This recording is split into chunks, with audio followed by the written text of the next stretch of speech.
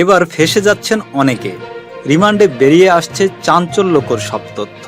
আওয়ামী লীগ সরকার ক্ষমতায় থাকা অবস্থায় বিভিন্ন ব্যক্তিদের কল রেকর্ড ফাঁস করার মূল মাস্টারমাইন্ড সাবেক সেনা কর্মকর্তা জিয়াউল হাসান।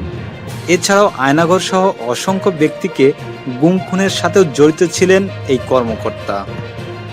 তথ্য প্রযুক্তি খাত থেকে হাজার হাজার কোটি টাকা আত্মসাৎ করেছেন তৎকালীন মন্ত্রী জুনায়েদ আহমেদ পলক এবং Sajeeb Wazed Joy syndicate. Singapore, Malaysia এবং আমেরিকায় বিশাল সম্পদের পাহাড় গড়েছেন পলকের স্ত্রী কণিকা।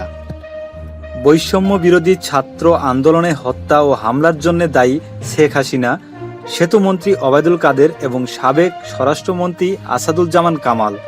শেখ হাসিনা সরকারের পতনের পর রিমান্ডে আছেন সাবেক আইসিটি মন্ত্রী পলক, আইনমন্ত্রী আনিসুল হক, শেখ হাসিনার প্রধান উপদেষ্টা সালমান এফ রহমান সহ চাকরিচ্যুত সেনা কর্মকর্তা জিয়াউল হাসান। রিমান্ডে তাদের কাছ থেকে বেরিয়ে আসছে এসব চাঞ্চল্যকর তথ্য। বিভিন্ন সময় কল রেকর্ড ফাঁস, ভয় দেখিয়ে গুম, খুন সহ নানা অপকর্মের তথ্য বেরিয়ে আসছে। শাপলা চত্বরে হত্যাযজ্ঞ সহ বিশেষ উদ্দেশ্যে পেগাসাস সফটওয়্যার কেনা, বিচার বহির্ভূত গুম খুনের অভিযোগ রয়েছে সাবেক সেনা কর্মকর্তা জিয়াউল হাসানের বিরুদ্ধে। 8 দিনের রিমান্ডে রয়েছেন বর্তমানে তিনি।